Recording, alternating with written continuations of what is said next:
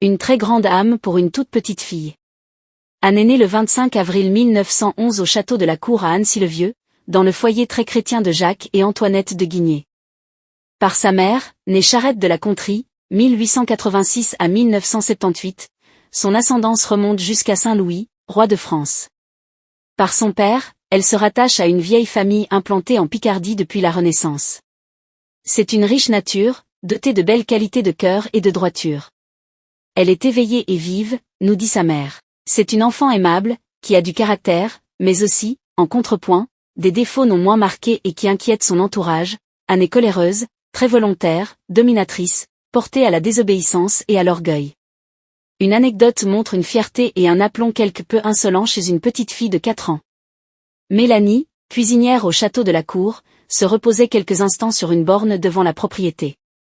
Anne, abandonnant ses jeux, s'approche d'elle et lui dit « Ce n'est pas la place de Mélanie, ici. » Comme celle-ci lui répond « Et où donc est ma place ?» L'enfant rétorque « À la cuisine. » Une autre fois, à l'occasion d'un Noël familial, Anne convoite et dispute à sa cousine une petite table que celle-ci a reçue en étrenne.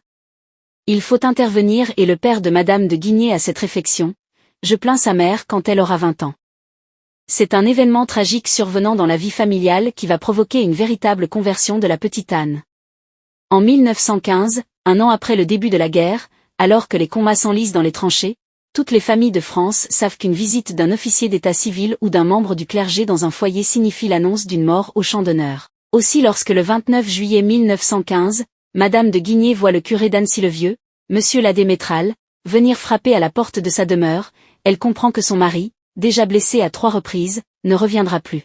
« Anne, si tu veux me consoler, il faut être bonne », dit sa mère à sa fille âgée tout juste de 4 ans et aînée de ses 4 enfants. À partir de cet instant, l'enfant jusqu'alors volontiers désobéissante, orgueilleuse et jalouse, va mener, avec acharnement et continuité, un combat de tous les instants pour devenir bonne, combat de sa transformation intérieure qu'elle gagnera grâce à sa volonté certes, mais surtout et c'est elle qui nous le dit par la prière et les sacrifices qu'elle s'impose. On la voit devenir rouge et serrer ses petits poings pour maîtriser son caractère devant les contrariétés qu'elle rencontre, puis, petit à petit, les crises s'espacent et son entourage a bientôt l'impression que tout lui est agréable.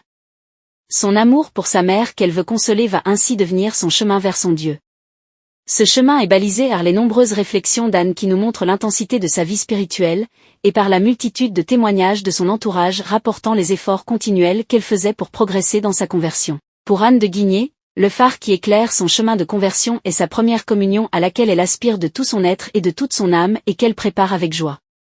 Le moment venu, son jeune âge nécessitant une dispense, l'évêque lui imposera un examen qu'elle franchira avec une facilité déconcertante. « Je souhaite que nous soyons toujours au niveau d'instruction religieuse de cet enfant-là », dira l'examinateur. La suite de sa courte vie traduit la paix d'un grand bonheur intime, alimenté par l'amour de son Dieu, qui s'applique, au fur et à mesure qu'elle grandit, à un cercle de personnes de plus en plus vaste, ses parents, sa famille, son entourage, les malades, les pauvres, les incroyants. Elle vit, elle prie, elle souffre pour les autres.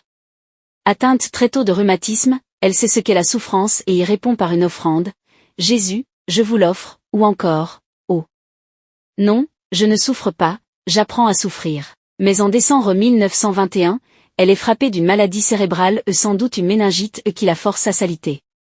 Elle répète sans cesse « Mon Dieu, je veux tout ce que vous voulez », et ajoute systématiquement aux prières qui sont faites pour son rétablissement, « Et guérissez aussi les autres malades ».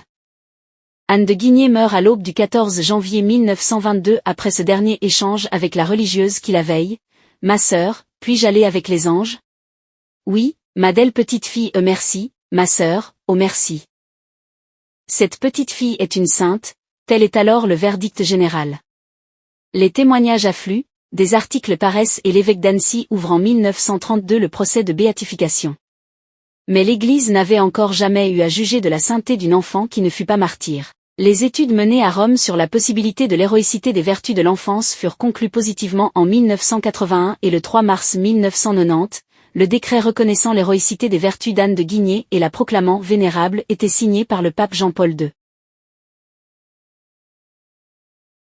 Prière d'Anne de Guigné à son petit Jésus. Ô Jésus, je veux t'aimer de tout mon cœur, dans la joie comme dans la peine. Apprends-moi à être douce, humble et obéissante, comme tu l'as été sur la terre.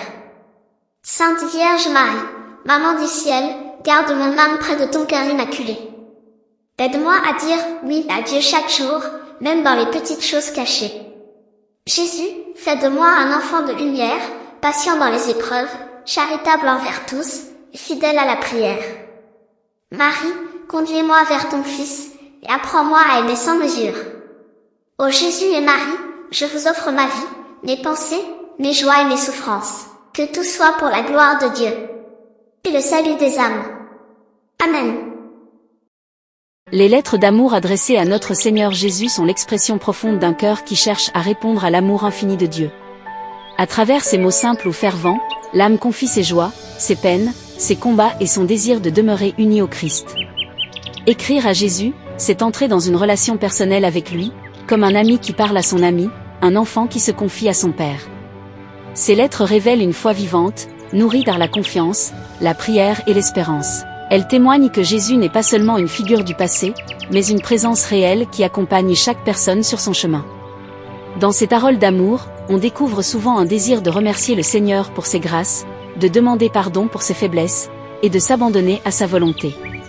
Elles deviennent une offrande du cœur, un dialogue silencieux où l'amour humain se tourne vers l'amour divin. Ces lettres nous rappellent que le cœur de la foi chrétienne est une rencontre, celle d'un Dieu qui aime le premier et qui appelle chacun à demeurer dans son amour. Seigneur Jésus, reçois ces mots comme une humble prière et fais grandir en nous l'amour qui conduit vers toi. Un musée consacré à Anne de Guigné est un lieu de mémoire, de recueillement et de découverte spirituelle. À travers les souvenirs, les écrits et les témoignages qui y sont conservés, il permet de mieux connaître la vie d'une jeune fille dont le chemin de foi a marqué de nombreuses personnes. Anne de Guigné est particulièrement connue pour la profondeur de son amour pour Jésus-Christ, son désir de progresser dans la sainteté et sa grande confiance en Dieu malgré sa courte vie. Ses paroles, ses prières et son exemple montrent comment un cœur d'enfant peut devenir un véritable témoignage de charité, de pardon et d'abandon au Seigneur. Le soutien des Sœurs de la Miséricorde donne à ce lieu une dimension particulière. Il devient un espace où la mémoire d'Anne continue d'être transmise, non seulement comme un souvenir historique, mais comme une invitation à vivre l'Évangile dans la simplicité, la bonté et l'amour du prochain. Ce musée rappelle que la sainteté n'est pas réservée à quelques-uns, elle peut fleurir dans une vie humble, offerte avec confiance à Dieu. La présence de ce témoignage invite chaque visiteur à ouvrir son cœur à la miséricorde, à la prière et à l'espérance.